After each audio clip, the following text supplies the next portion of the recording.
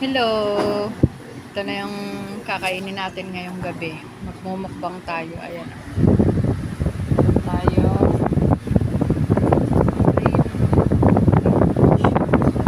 Tsaka lechon manok. Tsaka yun. Kakain po tayo.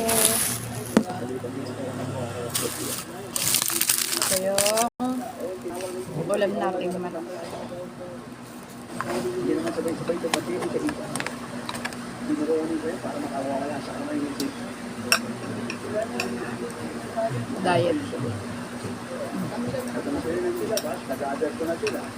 Dahil pagod tayo, kakain tayo ng marami.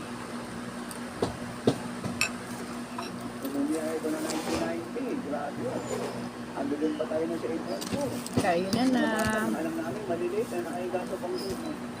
Nag-visit ang trail, sinanay, overnight prayer, araw-araw, sinanay ng ilang maritis, ilang pag-regas natin,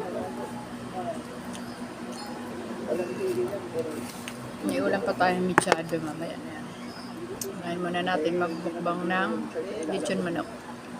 ando lang na puso, walang tigil na pala. Ay, hindi naman natin malalabas ang isa. Alam niyo naman kung paano kayo nakalabas, ang daming bakit. Binibilang kami dito ang sarap ng lechon manok na. Because persevering prayer overcomes opposition and destroys opposition. Para lang itong Ang sarap. alam niyo naman yun.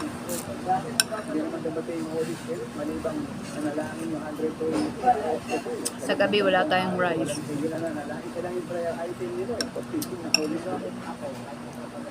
Bawal mag-rice diet. Di ba nakwento ko na nga sa inyo, kung nakalimutan yung ulitin mo. Sa loob ng mahigit na Angel! pinag-pray sa Pilipinas, Hindi ka na, Jel. oras araw-araw. Gusto ko sa lechon manok, please, buto. Ayoko ng laman. Nakala ko, dadating rin tayo sa mga Sarap. 10 taon, naglalagay sa 20 taon, hindi ko pa nakita. Pamasarap ang pakpak. Pero grabe yung prayer ko. Pero pag nakawala ako nag-pray. Mag-vlog ako. Scotch stick ba? Parang nandiyago sa buhay mo, parang mailabas mo. Yo, ako na yun. Ako mga kaon.